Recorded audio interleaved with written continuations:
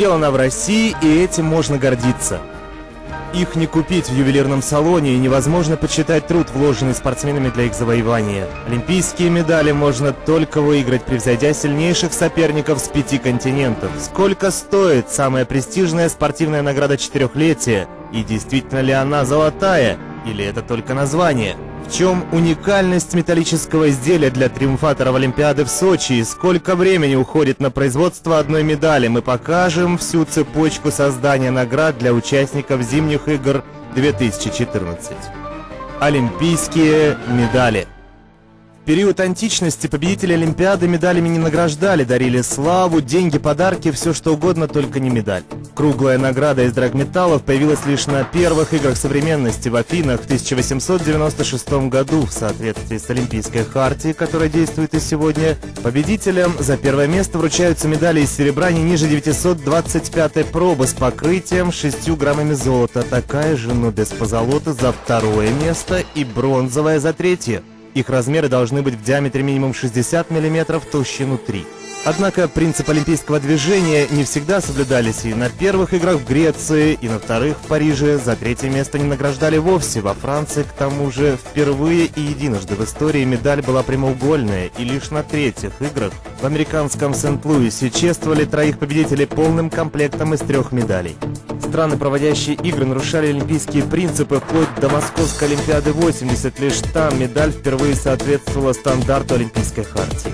В 1998-м для игр Нагано на наградах сделали дополнительное крепление для ленты. Самые необычные по форме изготовили для зимних игр 72-го в Саппоро и 2002-го в Солт-Лейк-Сити.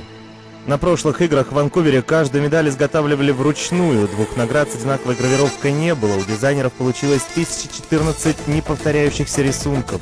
Также комплекты для победителей чеканили из вторичного сырья. Драгметаллы извлекали из электрических плат во имя сохранения экологии.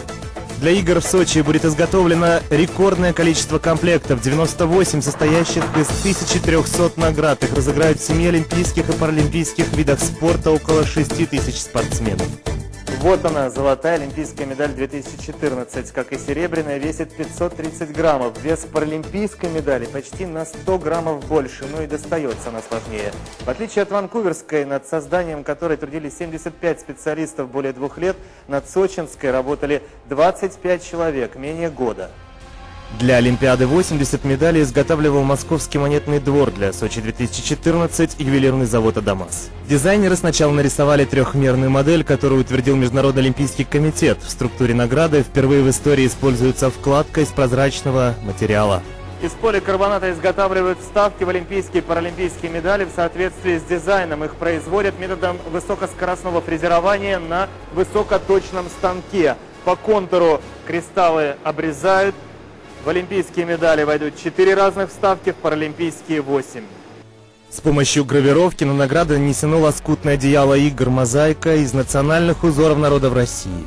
После плавки металла в вакуумной печи получают серебряные или бронзовые заготовки толщиной 12 мм, которые затем рубят на квадраты. Из них на токарном станке вырезают круглый корпус будущей медали диаметром 100 мм и доводят финишную толщину изделия до 1 см. Каждую награду высшей пробы покроют 6 граммами золота, 4 девятки, поэтому в итоге она будет на 99% серебряной, из серебра 960 пробы. Общая стоимость драгметаллов для производства олимпийских медалей будет порядка колебаться от 3 до 5 миллионов долларов, в зависимости от того, какое количество отходов после этого получится. И общее количество металлов, которое на это уйдет, я могу примерно сказать, это будет порядка 2 тонн серебра, 6 килограмм чистого золота и около 700 килограмм бронзы. Чтобы рисунки обеих сторон были симметричны друг другу, на сверлильном станке делают отверстия, с помощью которых на всех этапах заготовки будут правильно закреплены для нанесения надписей. Во время гравировки на лицевую сторону награды аверс наносят узоры и символы игр олимпийские кольца. Обратную сторону медали реверс гравируют методом высокоскоростного фрезерования, наносят эмблемы Олимпиады и название дисциплины. На ребро медали гурт наносится официальное название игр на русском, английском и французском языках. Также фрезеруется карман для крепления ленты. Затем уже на этом станке путем электрической эрозии металла выполняется резка окон под кристаллы. После ультразвуковой очистки от загрязнений на будущую медаль ставят государственное клеймо о подтверждении заявленной пробы. Шлифовка аверса и реверса происходит здесь, вот в таком вибробарабане, наполненном металлическими шариками, где после получасовой вибрации стороны медали приобретают матовый вид.